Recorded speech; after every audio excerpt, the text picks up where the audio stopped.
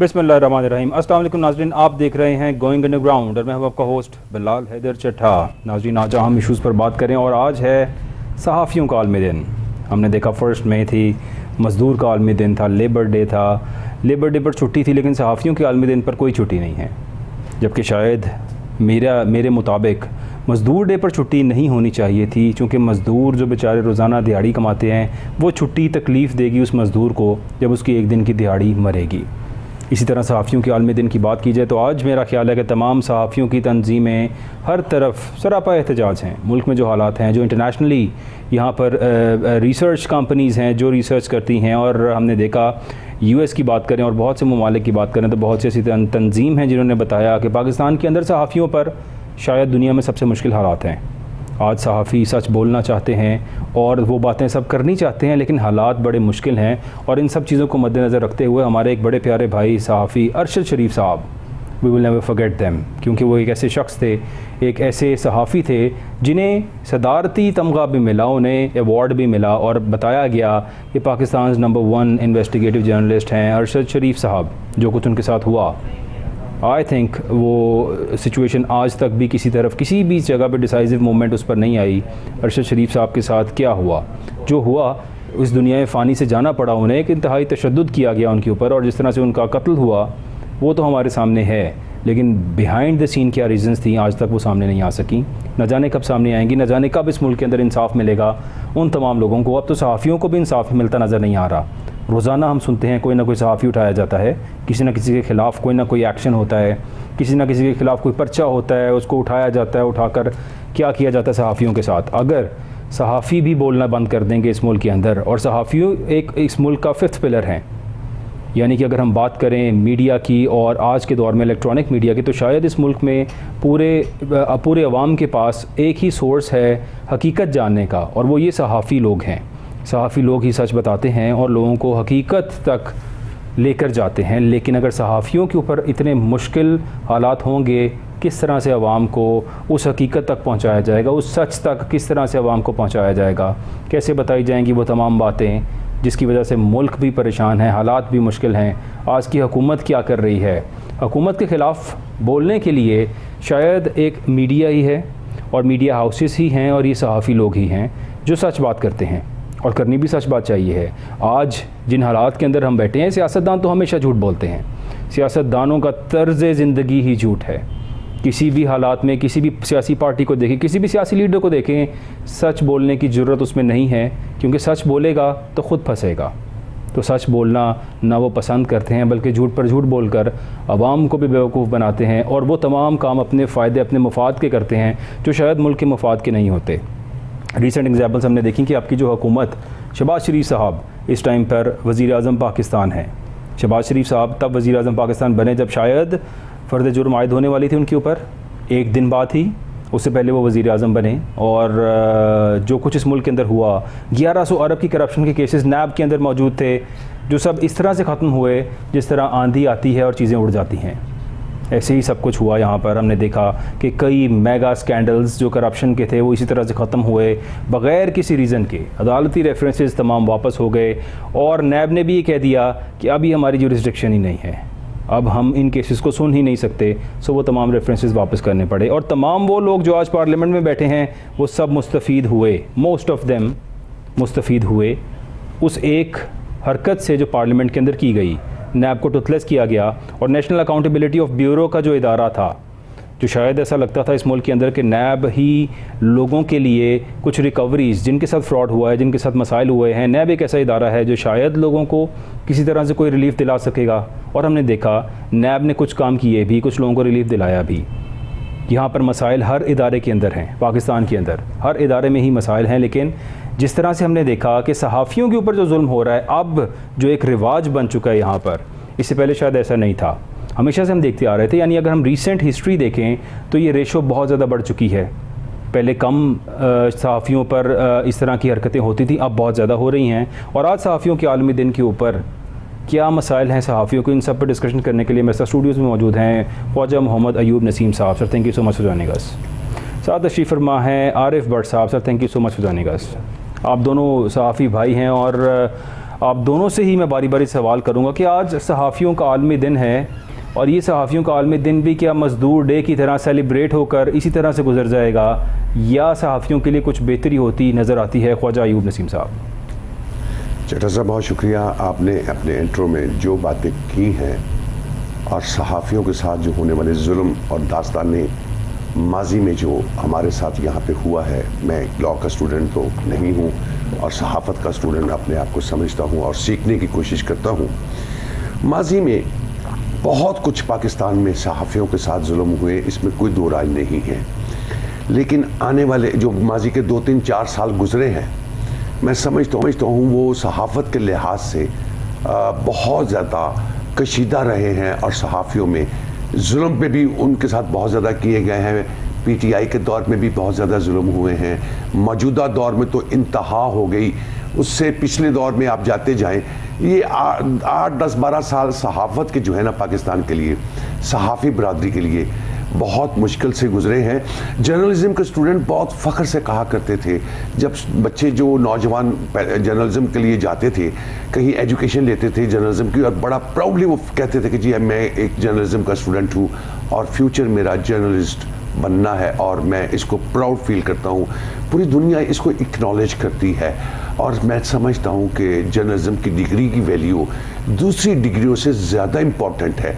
लेकिन साथ अफसोस पाकिस्तान में इस वक्त जो हुकूमत जर्नलिज़म के स्टूडेंट्स या जर्नलिस्टों के साथ या इस बरादरी के साथ जुल्म कर रही है, मेरा ख्याल है अब मेरे पास वो अल्फाज नहीं है जो मैं एज ए जर्नलिस्ट का स्टूडेंट होने की हैसियत से कहूँ। हुकूमत पाकिस्तान की ख़ास कर जर्नलिस्ट को अपना दुश्मन समझ रही है, क्योंकि जर्नलिस्ट का काम है हकीकत आवाम तक पहुँचाना, रिसर्च करना, लिखना, बताना, सोच शेयर करना, और वो इन्वेस्टिगेशन जर्नलिस्ट चीज़ें निकालता है जो पब्लिक के सामने कभी नहीं आ सकती।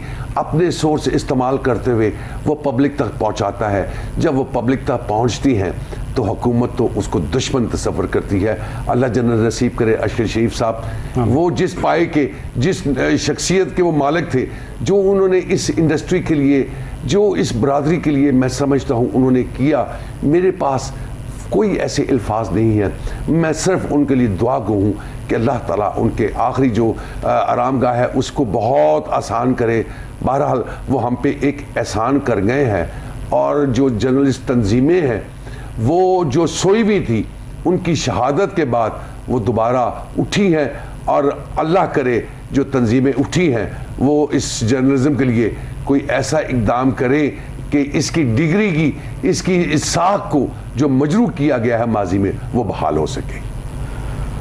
आवाज़ तो उठ रही है आज भी सहाफ़ियों के लिए, और मेरा ख्याल है उठती रहेगी, क्योंकि हमारा काम है सहाफ़ियों के लिए आवाज़ उठाना।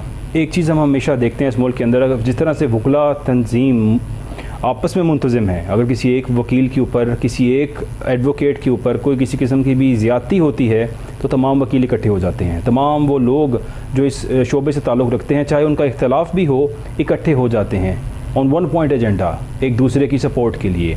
शायद सहाफ़ियों में यही कमी है हम सब के अंदर कि अगर किसी एक सहाफ़ी पर कोई किसी किस्म का मुश्किल वक्त आता है तो बाकी सब सहाफ़ी अपने कामों में मशगूल रहते हैं, उस सपोर्ट के लिए नहीं निकलते। आरिफ भट्ट साहब, आपको क्या लगता है सर, अगर हम सहाफ़ी सब इकट्ठे हों और अपनी एक आवाज़ रख कर एक पॉइंट पर इकट्ठे हों, और जिस तरह से आप देख लें दुनिया में कहीं पे भी if there is a union तो बात सुनी जाती है, अगर यूनियन नहीं है, किसी किस्म की यूनिटी नहीं है किसी भी डिपार्टमेंट इदारे के लोगों के अंदर, तो मेरा ख्याल है उनकी बात ही कमज़ोर हो जाती है। They take a very weak stance. तो यहाँ पर क्या हमें सहाफ़ियों को आपस में यूनाइट होने की ज़रूरत है? जी, बिस्मिल्लाहिर्रहमानिर्रहीम। बहुत शुक्रिया बलाल साहब। मुझसे मेरे जो सीनियर हैं ख्वाजा साहब, अभी उन्होंने जो बातचीत की है और जो आपका क्वेश्चन ये है, यकीनन हमारा अगर आप ये समझें कि तमाम तंजीमों को यकसुई के साथ इकट्ठे होना चाहिए तो बका तो इसी में है, लेकिन इसको तकसीम करने वाले कौन हैं? देखें, सच बोलना इस दौर का सबसे मुश्किल तरीन एक काम है, और इस सच से नुकसान किनको होता है? जो हुक्मरान होते हैं, जिनका आपने खुद इंट्रो में कहा कि उनका वतीरा और तर्ज़ जो हुक्मरानी है वो झूठ के ऊपर ही कायम रहती है। यही वो एक वजह है कि उन्होंने जिस तरह कौम को तकसीम किया है, बरादरियों में, ज़ात में, पात में, मसलकों में, इलाक़ा में, अच्छा लसानियत में इस तरह सहाफ़ी तंजीमों में से भी उन्होंने अपने मनपसंद अफराद को जो कि अनप्रोफेशनल हैं, जो अब जैसे या ख्वाजा साहब जैसे प्रोफेशनल लोग हैं जो सच बोलने की हिम्मत भी रखते हैं, जुर्रत भी रखते हैं, उनको तो वो पसंद नहीं करते, उनको तो वो दीवारों में चुना देते हैं ताकि उनकी आवाज़ दब जाए। क्योंकि सहाफ़त की अगर मैं बात करूँ तो ये जिस्म की ज़बान की हैसियत रखती है जो पूरे जिस्म का दर्द बयान करती है और इस मोटिवेट करती है ना कि अपने दर्द की बल्कि दूसरों के दर्द की इस्लाह के लिए, बस इसके लिए कि हशाश बशाश जहन और एक ताज़ा ईमान वाली रूह का होना बहुत ज़रूरी है जो इन हालात में नहीं हमेशा से जो हुक्मरान तबका उनको पसंद नहीं रहा। देखिए हम कदीम ये जो फरसूदा निज़ाम हम कहते हैं, ये फरसूदियत की जो सबसे बड़ी जो हम देखते लानत है वो यही है कि अभी भी जदीद, मैं जो अक्सर कहता हूँ बिलाल साहब आपके प्रोग्रामों में भी वैसे भी कि जो मॉडर्न कंसेप्ट ऑफ स्टेट जो हमने जदीद रियासी तस्वुर लिया है ना उसमें फरसूदियत नहीं गई। होता क्या था पहले ज़मानों में जो बादशाह हुआ करते थे वो अपने मुखबर रखा करते थे। मुखबर से मुराद ये है कि जो वो महलाती साजिशें हुआ करती थी उनको खबर मिले। उसके बाद रियासत से मुराद के वो तबका जो उनके ज़ेरे ताब होता था, जो उनके ऊपर जो हुक्मरानी करते थे, जो उनके ऊपर जबर तशद्दुद करते, उनके मामलात उन तक पहुँचे। सही हुआ ये कि इनकलाब आए दुनिया में, रूसों ने क्या किया था, वॉलेटर ने क्या किया था। अगर हम फ्रांस का इनकलाब की बात कर लें तो रूसो वॉलेटर ने कौम को मोटिवेट ही किया था, वो सहाफत ही थी। सहाफतें जो हैं, ये जो सहाफत है ये तो इनकलाब को बेदार करती हैं, लोगों को तैयार करती हैं, कौमों को अपने उनके जो उनकी जो जिस्म में होता है उनके नज़रियाती रूहों को फूंकती हैं। असल काम तो यही है। लेनिन को देख लें, कार्ल मार्क्स को देख लें, इन्होंने अगर किया है तो क्या किया है, कौमों को तैयार किया है, किसके खिलाफ तैयार किया है। लुई के खुद ये बयान है कि अगर रूसो वॉलेटर ना होते तो कभी इनकलाब ना आता। मसलन ये है कि हुक्मरान तबके को सिर्फ अगर कभी खौफ है तो सिर्फ इसी जबान से खौफ है कि जो मोटिवेट करती है, जो उनके हुकूक की बालादस्ती के लिए उनको हदायत से मुराद यह है कि उनको एक यकसुई के साथ इकट्ठा करती है। और है प्रॉब्लम क्या, यही तो वो असल मसला है कि ये लुई जैसा बादशाह भी रूसो वॉलेटर के लिए बात करता है। अगर हम इनकलाब रशिया की बात कर लें तो उसमें अगर लेनिन की बात कर लें, कार्ल मार्क्स की बात कर लें, तो हुक्मरान तबके को अगर प्रॉब्लम है तो इस जबान से है। और उनसे वो चाहते हैं कि ये जबान उनकी खुशामद के लिए निकले। कसीदे लिखने वाले कलम फरोश जो हैं वो उनके साथ रहें ताकि वो किसी ना किसी तरीके से रियासत में अवाम के वसाइल पे काबज रहें, उनसे जबर तशद्दुद से मेहनत और मशक्कत करते रहें और अपनी जिंदगी को अयाशी और यारी से गुजारते रहें। यही वो प्रॉब्लम है कि आज के दौर में नहीं, हमेशा की तरह सच बोलने वाले को हमेशा मुश्किलात का सामना रहा है। और ये जो इक़्तिदार परस्त का माइंड सेट है बिलाल साहब, इन्होंने तो आले रसूल को नहीं छोड़ा, इन्होंने तो नवासे रसूल हजरत इमाम हुसैन अलैहिस्सलाम को शहीद कर दिया बच्चों समेत। ये इतना जालिम इक़्तिदार परस्त सोच माइंड सेट है, ये कभी किसी के हुए हैं? ये कभी किसी के साथ वफा नहीं करते। सहाफियों के साथ ये क्या वफा करेंगे जो सच बोलने की अहलियत रखता है? अरशद शरीफ जिनका आपने नाम लिया है, ये है वो सहाफत, ये है वो एक कलम की ताकत कि उनको वो पसंद नहीं आया। मैं कहता हूं कि हम सब सहाफियों को बमा शमूर तमाम तंजीमों को इस वक्त अरशद शरीफ के साथ जो साझा हुआ है उसकी इन्वेस्टिगेशन के लिए जरूर एक नुक्ते पे इकट्ठा होना चाहिए ताकि इन चीजों को बेनकाब किया जाए कि कौन सी वो कुव्वतें हैं, बैनुल अक़वामी कुव्वतें, वो साम्राज्य कुव्वतें जो इस जबान को बंद करना जानती हैं। कौन सी ऐसी कुव्वतें हैं जो ज़ुबान को बंद करना चाहती हैं? जिस तरह से भट्ट साहब ने बताया, और ऑब्वियसली इट इज़ ऑब्वियस कि सहाफ़ी एक जिस्म में ज़ुबान की तरह काम करते हैं। यानी हम लोग जो बोलते हैं किसी भी रियासत के अंदर, उस रियासत की ज़बान होते हैं। ज़बान सच भी बोलती है, ज़बान झूठ भी बोलती है, लेकिन सच बोलने वाली ज़बान ही असल ज़बान होती है। झूठ बोलने वाली ज़बान के पीछे कोई ना कोई ऐसे मुहर्रिकात होते हैं जिसकी वजह से उसको झूठ बोलना पड़ रहा होता है। पूरा सच क्या सहाफ़ी इस मुल्क के अंदर बोलते हैं, और अगर नहीं बोलते तो क्या रीज़न्स हैं उसके पीछे ना सच बोलने की? क्या ऐसी रिस्ट्रिक्शंस हैं सहाफ़ियों के ऊपर कि वो सच बात ना बोल सकें? हुकूमत आज जो कर रही है, आइनी बात हो रही है, आइन के मुताबिक, आइन के पाबंद हम हैं जिन्होंने कॉन्स्टिट्यूशन बनाया। पार्लियामेंटेरियंस ये कहते हैं पार्लियामेंट ने कॉन्स्टिट्यूशन बनाया, पार्लियामेंट ही इसके रखवाले हैं। आज कॉन्स्टिट्यूशन की क्या रखवाली हो रही है? अगर ये रखवाले ही इसी आइन को पामाल करना शुरू करेंगे, जिस तरह से अभी रिसेंट एग्जांपल में हम देख रहे हैं, नवे रोज़ के अंदर इंतखाबात होना आइन कहता है, इंतखाबात ना करवाने के लिए सरतोड़ कोशिशें जारी हैं। क्या आइन की बालादस्ती हो रही है? अगर नवे रोज़ में आज इंतखाबात नहीं होंगे, इन फ्यूचर क्या होगा? ऐसी बैड एग्जाम्पल सेट होगी कि आने वाली हर ताकत यही कोशिश करेगी कि फिर से जब इलेक्शन की डेट आएगी ऐसा ही कुछ क्रिएट किया जाए। पैसे होने के बावजूद, ख़जाने में फ़ंड होने के बावजूद ये कहा जाए हमारे पास ख़जाने में फ़ंड अवेलेबल नहीं है इलेक्शंस कराने के लिए। कितना इजी वे आउट है। ख्वाजा अयूब नसीम साहब, पैसे पड़े भी हों रियासत के पास, पैसे पड़े हों वजारत ख़जाना के पास, और आराम से कह दिया जाए कि हमारे पास इलेक्शंस कराने के लिए पैसे नहीं हैं, जबकि फ़ौरन दौरों के ऊपर अगर मैं ज़िक्र करूं यहाँ पर हमारे अशराफिया का और हमारे तमाम लीडर्स का, मैं सिर्फ लीडर्स की अगर बात करूं इस मुल्क के अंदर, जिस तरह से कल एक रिपोर्ट दी गई और बताया गया कि आसिफ अली जरदारी साहब ने अपने बैरून मुल्क दौरों के ऊपर 3 अरब से ज़्यादा रुपए खर्च किए। इसी तरह से नवाज शरीफ साहब ने अपने बैरून मुल्क दौरों के ऊपर 4 अरब रुपए से ज़्यादा खर्च किए। और इसी तरह अगर जिक्र हो शहबाज शरीफ साहब का, he is on the top list. आज तक शहबाज शरीफ साहब 8 अरब से ज़्यादा पैसे अपने बैरून मुल्क दौरों पर खर्च कर चुके हैं। इमरान खान साहब की बात की जाए, हमेशा वो ये कहा करते थे कि सादगी से रहना चाहिए है और सादगी से ही तमाम काम होने चाहिए, जिस तरह भी हो। अगर हमारा मुल्क मुश्किलात के अंदर है, पैसे सेव करने चाहिए हैं। इमरान खान साहब की ये बात, और ये अप्रीशिएबल बात है कि इमरान खान साहब के बैरून मुल्क दौरे पर सिर्फ 17 करोड़ 60 लाख रुपये खर्चा आया, जो बैरून मुल्क दौरे इमरान खान साहब ने किए। ये अशराफिया, ये गरीब मुल्क जिसमें यहाँ पर खाने को जहर खाने को पैसे नहीं हैं, यहाँ पर हुक्मरान ये कहते हैं जहर खाने को पैसे नहीं हैं। अरबों रुपए अपने बैरून मुल्क दौरों पर अवाम के टैक्स के पैसों से लगाए जाते हैं। अगर जहर खाने के पैसे ना हों तो ये अरबों रुपए जो आप बैरून मुल्क आने जाने की अयाशियों पर खर्च होते हैं, क्या ये ऐसे खर्च हो सकते हैं अगर आपके पास जहर खाने के पैसे ना हों? ये तमाम वो झूठ हैं जो हमारे सियासतदान बोलते हैं, ये तमाम वो गलत बातें हैं, ये फॉल्स स्टेटमेंट्स हैं जो अवाम को सुनाई जाती हैं। हकीकत से बालातर ये बातें हैं। इन सियासतदानों का रहन सहन देखा जाए, जब जलसे करते हैं और मज़दूर की बात करते हैं तो शर्म आती है सुनने वाले को भी कि मज़दूर के क्या हालात हैं। और ये सियासतदान जो खड़े हुए ही करोड़ों रुपए के लिबास और करोड़ों के जेवरात के अंदर खड़े होते हैं, ये सियासतदान, और खड़े होकर उस मज़दूर की बात कर रहे होते हैं जो शायद 700-800 रुपया दिहाड़ी कमाता है, 1000 रुपये दिहाड़ी कमाता है, और उसके लिए बड़ा दर्द है इनके दिल के अंदर। कैसी तकलीफ़ दे बातें हैं ये। ख्वाजा अयूब नसीम साहब, अरबों रुपए आप अपने बैरून मुल्क दौरों पर खर्च करते हैं और दूसरी तरफ स्टेटमेंट आती है कि हमारे पास जहर खाने के पैसे नहीं है। बिलावल साहब जो हमारे वज़ीर ख़ारिजा हैं, उनके दौरों की जो पूरी स्टेटमेंट है वो दी नहीं गई, उनके अखराजात की तफसील मुहैया ही नहीं की गई। न जाने कितने अखराजात बिलावल साहब ने कर लिए, जबकि बहुत सी फॉल्स स्टेटमेंट्स ये भी आती रही कि बिलावल साहब अपने एक्सपेंस के ऊपर बैरून मुल्क दौरे कर रहे हैं, वो भी झूठ था। और उनके दी गई तफसीलात को मुहैया नहीं किया गया, उसको भी छुपाया गया है। जिस तरह से हमने देखा कि आज तक यानी 2001 से ऑनवर्ड्स का तमाम तोशाखाना का रिकॉर्ड तो सामने आ गया, लेकिन उससे पहले का रिकॉर्ड अभी तक मंजर आम पर नहीं आया, नहीं दिया गया। न जाने उससे पहले के रिकॉर्ड में ऐसा क्या था कि उसको छुपाया गया। इसी तरह बिलावल साहब का भी रिकॉर्ड नहीं प्रोवाइड किया गया कि उनके बैरून मुल्क दौरों पर कितने अरब रुपए खर्च हुए। मैं दोबारा बताता हूँ आपको नाज़रीन, अरबों रुपए खर्च होते हैं बैरून मुल्क दौरों पर। जब अरबों रुपए अवाम के टैक्स के पैसों के ये लोग खर्च करते हैं और फिर कहते हैं कि हमें इस गरीब का बड़ा दर्द है हमारे दिल में, क्या दर्द होगा ख्वाजा अयूब नसीम साहब? अरबों रुपए तो हम आने जाने में खर्च कर रही है हमारी तमाम अशराफिया, हमारे तमाम लीडर्स। क्या करेंगे इस मुल्क के अंदर गरीब के लिए?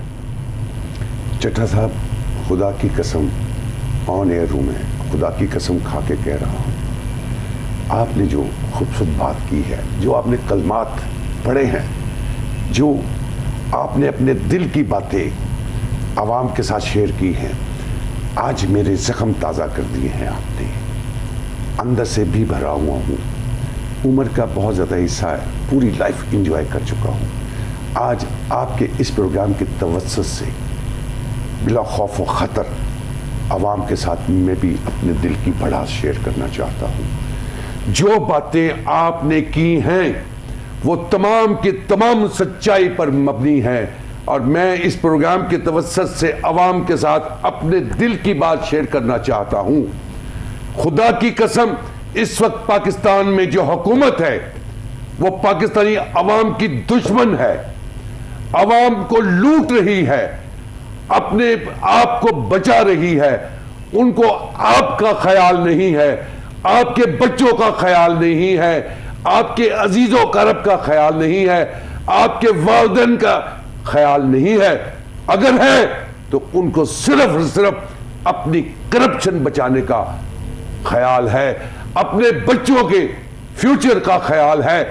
आपके बच्चों की एजुकेशन का ख्याल नहीं है, आपके बच्चों की तालीम का ख्याल नहीं है, आपके बच्चों की सेहत का ख्याल नहीं है, आपके बच्चों के किसी तरह भी रेनोवेशन या कोई भी ऐसा इकदाम जो आप अपने बच्चों के लिए, अपने पेरेंट्स के लिए, अपनी फैमिली के लिए, अपने पाकिस्तानी भाइयों के लिए करना चाहते हैं, ये बिल्कुल उसके बरक्स इकदाम कर रहे हैं। ये पाकिस्तान मुसलमान एक कंट्री है। मैं समझता हूँ कि मुसलमानों में से हमने कोई अल्लाह ताला की बात कोई ऐसी कोई अच्छी नहीं की जो अल्लाह ताला को मंजूर नहीं हुई। ये हम पे जो कहर नाजिल हुआ है मुसलमानों पे, जो इस हुकूमत की शक्ल में पाकिस्तान में नाजिल है, आने वाले दिन चट्टा साहब, मैं इतना आपके इस गुफ्तगू के बाद मुतासर हूं कि दिल करता है कि दिल से तमाम वो बातें आज शेयर कर दूं, लेकिन लाइव हूं, ख्यालात, इजहारात, तमाम बातें अल्फाजों का इस्तेमाल करते हुए बहुत ख्याल रखना पड़ता है। आज मेरा दिल कर रहा है कि जितनी एजुकेशन मेरे पास है, जो मैंने नॉलेज जिंदगी में इकट्ठा किया है, आज वो सारा नेगेटिव इस्तेमाल करते हुए इनकी हकीकत, इनकी औकात, इनकी चोरी, इनकी चिकारी, इनका फ्रॉड, इनका लेन देन, इनका माजी, इनके दाग सब आपके सामने ओपन कर दूं। इनका मंशूर 1 पॉइंट एजेंडा है, लूट खसूट, चोर चोरी चिकारी, आपको खाना और अपने आप को बचाना। और पूछता हूं इन हुक्मरानों से, इन जमातों से जो कल तक एक दूसरे का गिरेबान पकड़ती थी, एक दूसरे का पेट फाड़ती थी, पेट चीरती थी, आज ये यकजा कैसे हो गए? कौन सी चांदी सोना, ये कौन सा वही नाजल हो गई इन चोरों के लिए जिसने इनको इकट्ठा कर दिया? दर हकीकत ये मेरे मुसलमान भाई पाकिस्तानी, ये आपके खिलाफ एक इत्तेहाद है। और अगर आज हम इकट्ठे नहीं होते इस प्रोग्राम की तवज्जुह से, चट्टा साहब आपके सर सहरा जाएगा।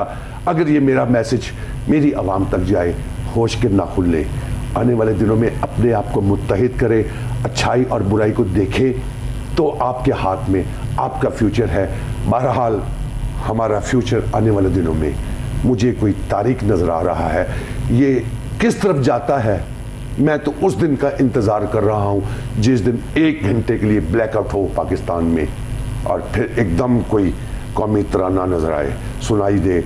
मुझे तो वो चीज़ नज़र आ रही है कि 1 घंटे का ब्लैकआउट होगा, शायद उसके बाद आवाम को सुकून होगा। ये डर खौफ, बाबा हमें घर से अपने निकलते हुए डर लगता है कि कहीं रास्ते में कत्ल तो नहीं हो जाएंगे, कोई लूट तो नहीं लिया जाएगा। कराची तो सूडान से बुरा बन चुका हुआ है, कराची अफ्रीका से बुरा, नाइजीरिया से बुरा, उन फॉरेन कंट्री से बुरा बन चुका हुआ है जहां घर से निकलते हुए माँ दुआ देती है कि या अल्लाह खैर से मेरा बच्चा रात को वापस आए। हालात पाकिस्तान में उसी तरफ जा रहे हैं। वजह इन हुक्मरानों की नाहली, जहालत, मिसमैनेजमेंट, बैड गवर्नेंस, चोरी चिकारी, हेरा फेरी, सिर्फ और सिर्फ यही है।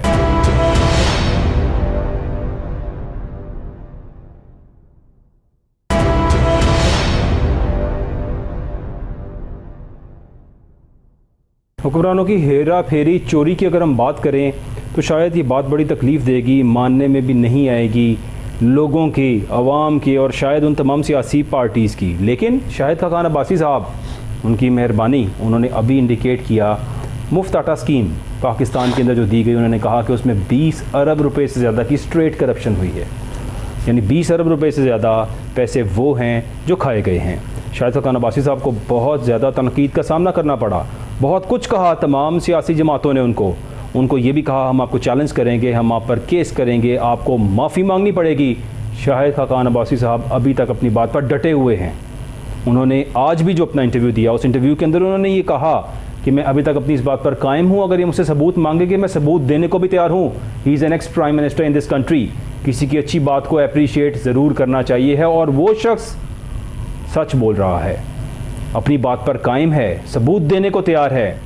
ये करप्शन जो वो कहते हैं इस आटा स्कीम के अंदर की गई है, ये वो एक हकीकत है जो इस पाकिस्तान में किए गए तमाम प्रोजेक्ट्स के अंदर ऐसी ही हकीकतों की परसेंटेज हमारे सामने आती है। इस पर कोई बंदा बात करे तो उसे कहते हैं सबूत प्रोवाइड किए जाएं, लेकिन जब खुद ही एक सियासतदान, एक ऐसा वज़ीर आज़म जो इस पाकिस्तान का साबिक वज़ीर आज़म है, वो शख्स जब ये बात करता है तो उसके ऊपर हम लोगों के लिए बात करना बड़ा आसान हो जाता है। बिकॉज शाहिद खाकान अब्बासी इसी हुकूमत का हिस्सा हैं he is one of the top lot in Pakistan Muslim League Noon. और अगर वो शख्स ही बात कर रहा है तो वो बड़े वसूख के साथ ही बात कर रहा है। और ऐसी करप्शन की बेतहाशा कहानियाँ इस मुल्क के अंदर किए गए हर प्रोजेक्ट के अंदर मिलती हैं। आरिफ भट्ट साहब, शाहिद खान अब्बासी साहब ने जो बात कह दी है, अरबों रुपए की करप्शन, अभी रिसेंट आटा स्कीम जो हमने देखी, एक ऐसी आटा स्कीम जिसमें अवाम को रोला गया, अवाम को जलील किया गया, अवाम को अगर आटा प्रोवाइड करना था, कुछ सब्सिडी देनी थी, उसका बड़ा इज़्ज़तदार तरीका भी था अवाम तक कुछ चीज़ें मुहैया करने का। एक आटा ही ज़रूरियात ज़िंदगी नहीं है, उस आटे के अलावा जो 4 गुना महंगी चीज़ें मार्केट में मिल रही हैं वो सब भी आटे के साथ इस्तेमाल होंगी। एक गरीब आदमी जिसने भी खाना खाना है उसने खाली आटा नहीं खाना, उस आटे के साथ बाकी तमाम लवाजमात भी उसने लेने हैं जो उसको 4 गुना रेट पर मिलेंगे। और वो मुफ्त आटा दिया गया। आज आटे की कीमतें क्या हैं? उस टाइम पर आटे का बैग 658 रुपये का था, उसको 1152 किया गया और उस 1152 की हाइप को छुपाने के लिए मुफ्त आटा स्कीम को लॉन्च कर दिया गया। आटे का रेट डबल कर दिया और उस डबल रेट को छुपाने के लिए मुफ्त आटे स्कीम का प्रोपेगेंडा किया गया इस मुल्क के अंदर, और उस प्रोपेगेंडे के साए में हर बात को छुपाने की कोशिश की गई। आरिफ भट्ट साहब, क्या आटा स्कीम थी सर? देखें, जितने भी प्रोजेक्ट यहाँ पर लॉन्च होते हैं जो अवाम के नाम पर, वो तो एक दिखावा होता है बिलाल साहब। असल तो उसके जो अखराज व मकासद होते हैं वो यही होते हैं कि माल कैसे बनाना है। यकीनन अप्रिशिएट करना चाहिए खाकान अब्बासी साहब को जिन्होंने अपनी ये स्टेटमेंट दी और आज भी उस पर डटे हुए हैं। Sir, being in that party, यानी उनकी पार्टी हुकूमत के अंदर है, वहाँ बैठे हुए बड़ी डेयरिंग उनकी मुफ्ती। बिल्कुल, असल ये है कि ये रियासत बनी थी फंडामेंटल राइट्स की तकसीम, वसाइल की तकसीम के लिए, हुकूक मसावात के लिए, लेकिन ये खैराती जो रियासत वो भी नज़र नहीं आती। अब जितना भी आप देख लें, जो यहाँ का सरमायादार है, जो यहाँ पर शराफियत तबका है, वो पूरी कौम को भिखारी बनाने के पीछे लगा हुआ है और खैराती बना दिया है। देखें, ये अगर आप समझते हैं बिलाल साहब, हमारी जो सोसाइटी का, सर ये तो हमारे वज़ीर आज़म ने आते ही कहा था, बैगर्स कांट बी चूजर्स। बिल्कुल जी, उन्होंने बना दिया ना। ये देखें, ये हमारे यहाँ जो जितना भी हुआ है, आप ये ना समझें कि ये एक कोई हालात की वजह से हुआ, ये एक मंसूबा है। ये मंसूबा उन कुव्वतों का है जो हमेशा अपना सिक्का जमा कर रखना चाहती हैं। ये लड़ाई बैनुल-अक़वामी लड़ाई है, दुनिया की हुक्मरानी की लड़ाई है, और पाकिस्तान का खित्ता भी उसकी मनसूबाबंदी में ही शामिल है। बिलाल साहब, आप समझते हैं कि ये अदारे ऐसे ही करप्ट हो गए? आप समझते हैं कि यहाँ पर एजुकेशन ऐसे ही बिकना शुरू हो गई? यहाँ पर जितने भी सेहत के ताजर हैं वो इतने मालदार हो गए, अरबपति हो गए, और जितना यहाँ पर मलावत खोर और ज़ख़ीरा दोस्त तबका है वो इतनी मोतबर और आला शख्सियत में बदल गया? क्या ये हम समझते हैं कि ये कोई हालात की वजह से हुआ है? ये मनसूबाबंदी है, ये आपके ऊपर उन्होंने मनसूबाबंदी करके रखी हुई है। जब ये सेकुलर सिस्टम आया था तो जब वो कुव्वतें जो हमेशा दुनिया पे बालादस्ती को जमाना जानती हैं, उन्होंने किया है, उन्होंने यही तो किया है। मैं ये बात जरूर आपको ये बताता चलूं कि 400 साल लगे, 400 साल ईस्ट इंडिया कंपनी और दुनिया की तमाम वो कुव्वतें जो साम्राज्य सोच रखती हैं सल्तनत उस्मानिया को गिराने के लिए, तो मैं ये समझ बैठूं बहसियत एक पॉलिटिकल स्टूडेंट होने के हवाले से कि 1923 में सल्तनत उस्मानिया को गिराया गया और 20 साल के बाद वो आपको एक इस्लामी रियासत की बुनियाद रखने देंगे? ये एक मनसूबाबंदी है मुसलमानों को तकसीम करने के लिए। देखिए है क्या, हमें तो आज डिफाइन करना है कि ये सियासतदान होते ही कौन है। आप मुझे बताएं कि एक शख्स, एक स्टूडेंट एक लॉ यूनिवर्सिटी में चला गया, वो तो लॉयर बन गया। एक शख्स पीएचडी करने के बाद प्रोफेसर बन गया। एक शख्स ने इंजीनियरिंग की, वो इंजीनियर बन गया। ये सियासतदान की यूनिवर्सिटी कहां लगी हुई है मुझे बता दें? कहीं भी नहीं सर। कोई ऐसी है यूनिवर्सिटी जो मुझे ये बता सके कि वहां से क्वालिफाइड होकर जो लोग निकलते हैं वो सियासी कल्चर में आते हैं, उसको संभालते हैं?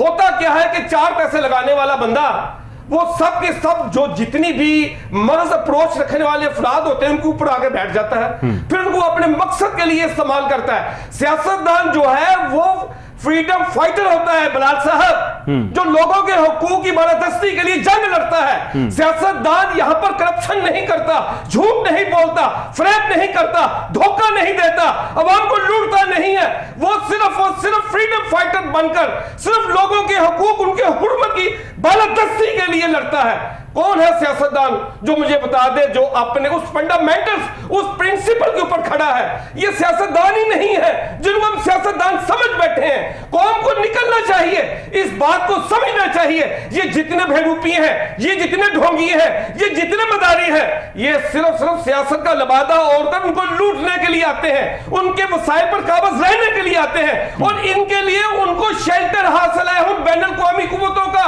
जो मुसलमानों को तकसीम करती आ रही हैं, तकसीम करना चाहती हैं। और आज भी ये जो लड़ाई वजूद हम देख रहे हैं बलाल साहब, इसके पीछे भी वही कोशिशें की जा रही हैं जो पाकिस्तान को बनाने के वक्त साजिशें की जा रही थी।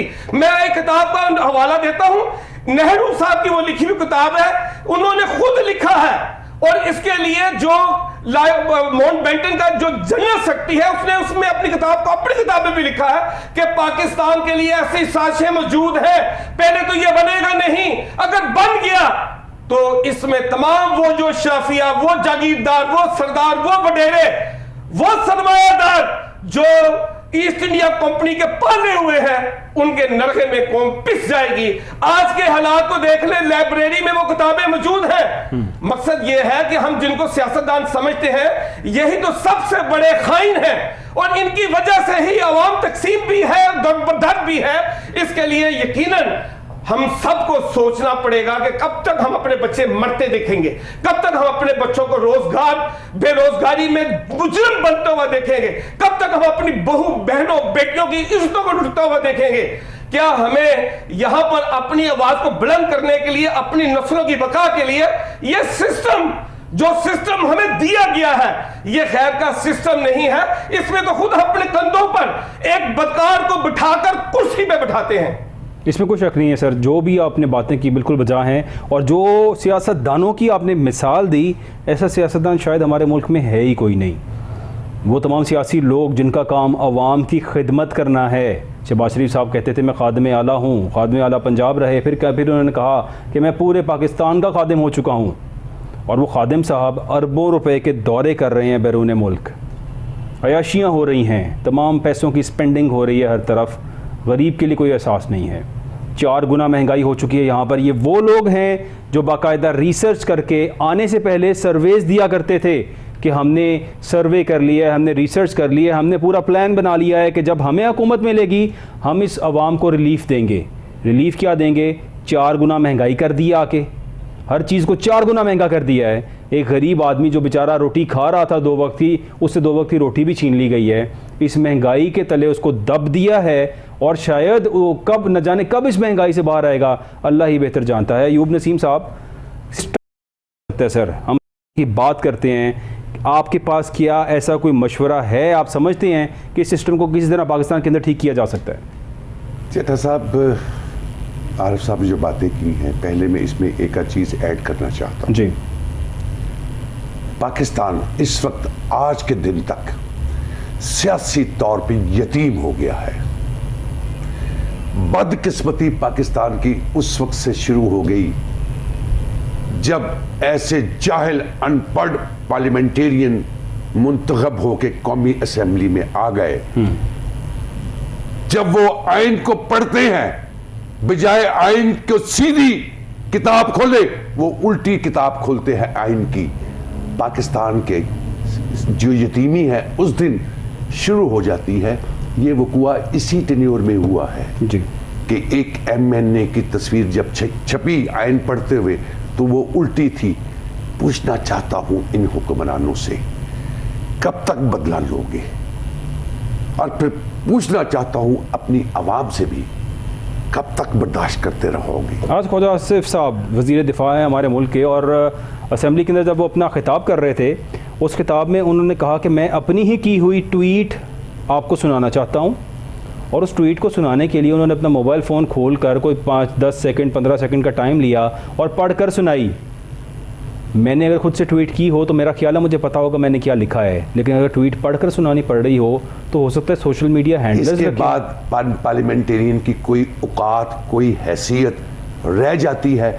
जहालत की इंतहा यहाँ से शुरू होती है। और यही ख्वाजा आसिफ साहब हैं जो गुज़िश्ता 2 दिनों से, कल भी और आज भी, शदीद अटैक कर रहे हैं सुप्रीम कोर्ट के ऊपर, और बाकायदा जजेस को मेलाइन किया जा रहा है। यहाँ तक कहा जा रहा है कि इन जजेस को पेश होना चाहिए है अदालत के, ये पार्लियामेंट के अंदर। अब यानी तौहीन पार्लियामेंट की एक नई डिस्कशन शुरू हो चुकी है। एक नया ऐसा फैक्टर डेवलप कर लिया गया है जिसको तौहीन पार्लियामेंट का नाम दिया जा रहा है। वो पार्लियामेंट जो आज पार्लियामेंट का अपना जो असल पार्लियामेंट का असर है, क्या वो रखती भी है कि नहीं, because there is no opposition there.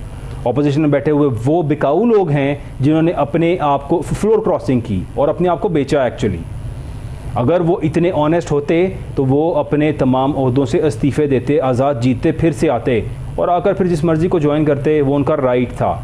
लेकिन किसी शख्स के नाम पर लिए गए वोट, वहाँ से जीते हुए इलेक्शन के ऊपर आप पार्लियामेंट में आकर अपने मफाद के लिए अपने फ्लोर क्रॉसिंग करते हैं, अपने आप को बेचते हैं और उसके बाद बड़े फ़ख्र से पब्लिक अकाउंट कमेटी के चेयरमैन बन जाते हैं, आप अपोजिशन लीडर बन जाते हैं। राजा रियाज साहब जो हमेशा कहते थे कि मैं मुस्लिम लीग नून की टिकट पे आऊँगा, क्या हाल हो रहा है उनका पार्लियामेंट के अंदर हमने देखा। और फिर से जब वोट ऑफ कॉन्फिडेंस की बात आई वज़ीर-ए-आज़म शहबाज शरीफ साहब की, तो उन्होंने शुक्रिया अदा किया राजा रियाज साहब का।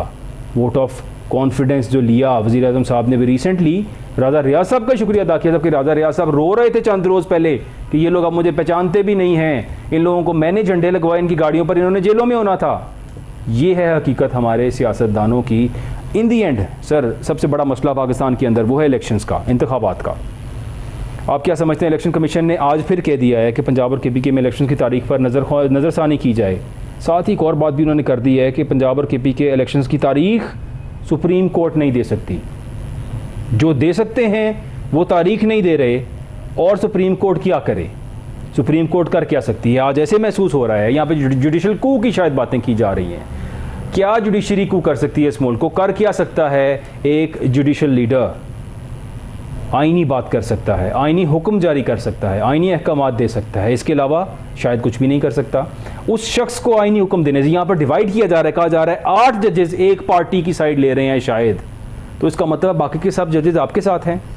आप यही कहना चाह रहे हैं कि अगर 8 जजेस पाकिस्तान तहरीक इंसाफ को सपोर्ट कर रहे हैं इनके मुताबिक, तो क्या बाकी सब आपकी सपोर्ट में हैं? और आप चाहते हैं जो बाकी के रिमेनिंग जजेस हैं वो आपकी सपोर्ट में आए, आपकी मर्जी का फैसला दें। जिस तरह चीफ जस्टिस साहब ने कहा कि सियासतदान चाहते हैं इनकी मर्जी के फैसले हों, और जब मर्जी के फैसले नहीं होते तो शोर मचाते हैं, ये तमाम वावेला करते हैं। आरिफ भट्ट साहब, इन द लास्ट मिनट, क्या इलेक्शंस होते नज़र आ रहे हैं सर आपको? जी, मुझे तो नहीं लगता कि इलेक्शन होंगे। हालांकि ये जमहूरी जो इस्लामी जमहूरिया पाकिस्तान है, जब यहाँ पर इलेक्शन नहीं होते तो फिर इसमें जमहूरियत कहाँ चली गई? मकसद ये है कि यहाँ पर बादशाहत का नफाज कर दिया जाए, ऐलान कर दिया जाए कि ये रियासत जो है अब फिर अशराफिया के ज़ेरे ताब है। उन्हीं सियासी जो बुलडोज करने वाले अफराद हैं, जो खुद ही अपने बनाए हुए आइन को भी पामाल करने वाले हैं कि भाई अब यहाँ पर जो है बादशाहत चलेगी। अवाम तो पिसी हुई है, मफलूज है, अब अवाम के पास तो ना रोटी है, यहाँ पर तो कब्र में भी उतारने के लिए पैसे नहीं हैं। बलाल साहब, कहीं को जाके आप जाकर सर्वे तो करें, चौराहों में, चौकों में, गलियों मोहल्लों में पेट के लिए यहाँ पर हवा की बेटी अपनी इज्जत को बेचती है। यहाँ पर इस्लामी जमहूरिया पाकिस्तान के वाले से ये क्या जायज़ है? और ये इसका गुनाह जो है, ये बददुआएं जो हैं, ये हुक्मरानों को नहीं जा रही, ये जाने वाली है। सिस्टम जो है ये सबसे बदकार सिस्टम है बलाल साहब। सबसे बड़ी बात ये है, ये सिस्टम खैर का सिस्टम नहीं है, ये मुनाफिकाना सिस्टम है, ये डिलीवर ही नहीं कर सकता। देखें, हजरत उमर फारूक रज़ी अल्लाह अन्हु ने जब बैतुल मुक़द्दस को फतह किया तो उन्होंने सिर्फ 2 बातें की। उन्होंने कहा कि बिल्कुल अपनी इबादत करें आप, लेकिन निज़ाम हमारा चलेगा। ये बड़ी बात हो, जिसका निजाम होता है मुआशरा भी उसी का होता है। हमारा यहां पर निजाम नहीं है, मुआशरा उन्हीं का है जिनका निजाम है। वो जैसे चाहते हैं हमारी सोसाइटी को तबाह बर्बाद करते आ रहे हैं, वो करते रहेंगे। इस बदकार सिस्टम से छुटकारा पाना है। जब तक हम इस बदकार सिस्टम से छुटकारा नहीं पाएंगे, ये खैर, ये शर के बातल परस्त सिस्टम को मलियामेट करने के लिए अवाम नहीं निकलेंगे। और उसके लिए आप बताते हैं ना जुडिशल कू, मैं ये समझूंगा सुप्रीम कोर्ट अब कोई आइन सुप्रीम है या पार्लियामेंट सुप्रीम है, इसकी तो बहस अभी बनती है, लेकिन सुप्रीम कोर्ट जरूर सुप्रीम है। उसके जो जजेस हैं वो आइन के रखवाले हैं, उनके यहां 190 आर्टिकल भी मौजूद है। उनको चाहिए कि आइन की पासदारी के लिए यहां पर बनाना स्टेट नहीं बननी चाहिए। अवाम उनके साथ खड़ी है। अगर यहां पर आज आइन पमान हो गया तो फिर मुझे बताएं कि शायद खुदा ना खास्ता जो बैन अवी कुव्वतें चाहती हैं हमारे यहीं खाना जंगी ना शुरू हो जाए, जितनी जहालत है, जितनी भूख है, यही वो चाहते हैं। इसको नाकाम रियासत बनाने के लिए, इनका डंग निकालने के लिए, इनके एसेट्स, वो एसेट जो न्यूक्लियर एसेट्स हैं उनको डिस्ट्रॉय करने के लिए यहां पर एक नाकाम रियासत के तौर पर खाना जंगी करवा दी जाए। इसके लिए जरूर हमारे दानश्वरों को, हमारे जितने भी ऐसे इल्म है और जितने भी आइन के पासदार हैं जो हलफ लेकर बैठे हैं, उनको जरूर अवाम को इस तजब्जुब से निकालना चाहिए।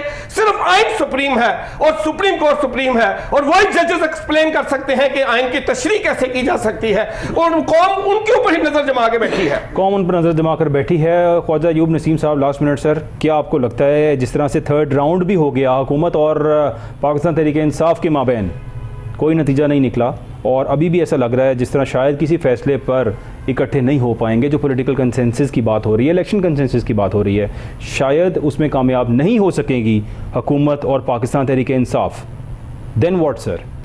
गुजारिश ये है कि अगर पाकिस्तान के साथ डेमोक्रेट कंट्री का लफ्ज़ लगना है तो इलेक्शन हर हाल में होना है। 2 दिन बाद, 4 दिन बाद, 8 दिन बाद से ही इलेक्शन अल्टीमेटली होना है। अब इम्तहान है जुडिशरी का। सर वो तो बड़ी देर से इम्तहान में बेचारे, वो तो मिलाइन हो रहे हैं। आ गए हमें आखिरी ये इस फिल्म का लास्ट सीन चल रहे हैं। ओके, देखिए फिल्म एक जिंदगी का हिस्सा होती है। हमारे साथ भी एक फिल्म जो बनती है जिंदगी में, वही फिल्म होती है। ठीक है, अब लास्ट स्पेल चल रहा है।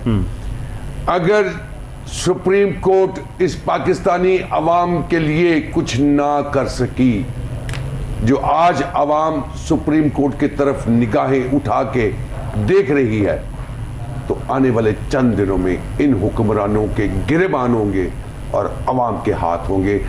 आने वाले चंद दिन जो हैं इन हुक्मरानों के लिए खतरनाक होंगे। आखिर में ये कहूंगा, इलेक्शन अल्टीमेटली होने हैं, अल्टीमेटली होने हैं। 10 दिन बाद सही, 5 दिन के बाद सही। आइन से तो चीफ जस्टिस साहब भी नहीं ना हट सकते, आइन के खिलाफ तो फैसला वो भी नहीं कर सकते। इलेक्शन तो अल्टीमेटली होने हैं, 2 दिन बाद से, 4 दिन बाद से। ये बात याद रखिए, 8 तारीख को मेरी अपनी जाती ऑब्जर्वेशन ही है, इंशाअल्लाह ताला इन हुक्मरानों के खिलाफ कंटेम्प्ट का आगाज हो जाए। वज़ीर आज़म और निगरान वज़ीर आला साहब की मुलाकात हुई है आज, और शायद खान अब्बासी साहब के इल्ज़ामात चूँकि आ रहे हैं पंजाब हुकूमत के ऊपर, इस मुलाकात का मकसद फिर से अपने आप को ही सेव करना होगा, या जो कुछ चौधरी परवेज़ इलाही साहब के घर पर हुआ, जो हालात होते रहे, सीएम साहब मदीना गए हुए थे और शायद उम्रे के दौरे पर थे और वहाँ से तशरीफ़ वापस लाए हैं, तो उनकी आज अहम मुलाकात हुई है वज़ीर आज़म साहब के साथ। इस मुलाकात के बाद क्या इलेक्शंस डेट डिसाइड होगी? क्योंकि वज़ीर आला साहब फरमा रहे थे कि मैं किसी गैर आइनी इक़दाम को सपोर्ट नहीं करूँगा, लेकिन आइन के मुताबिक अब जो वो वज़ीर आला बैठे हैं, क्या वो आइनी वज़ीर आला हैं? आरिफ भट्ट साहब देखें, अगर इसमें मैं तो अपने कमेंट्स यही कह सकता हूँ कि 90 दिन के बाद निगरान हुकूमत का तो यहाँ पर कोई वजूद तस्लीम आइन नहीं करता। तो फिर इसका मतलब है गैर आइनी इक़दाम हो रहा है। तो बिल्कुल, मैं तो ये देखें, इसको भी इसकी तशरीह भी सुप्रीम कोर्ट नहीं करनी है। मैं तो एक आम शहरी हूँ और दस्तूर तो यहाँ पर मैं बिल्कुल ये कहूँगा कि ताकतवारों के कब्जे में है, उनकी रखेल बनकर उनकी हिफाजत कर रहा है। बहुत शुक्रिया मेरे दोनों गेस्ट का, ख्वाजा अयूब नसीम साहब आपका शुक्रिया, आरिफ भट्ट साहब आपका शुक्रिया। सहाफ़ियों के आलमी दिन पर हमने कोशिश की सहाफ़ियों के लिए कुछ करने की और इस मुल्क में कुछ ऐसी हकीकतें आवाम तक पहुँचाने की, और अगर हुक्मरान कुछ बातें सुन लें, कुछ थोड़ा सा खुदा का खौफ खा लें, मेरा ख्याल है हमारा मुल्क बेहतर हो जाए। आप सबका प्रोग्राम देखने का बहुत शुक्रिया। अल्लाह हाफ़िज़।